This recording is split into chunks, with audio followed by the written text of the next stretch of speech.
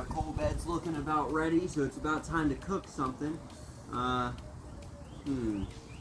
This thing sure is cute, but... Alright, so we're going to take this and we're going to put it in the pan and close it up, and we're going to set this in it. And push the coals up against all of it.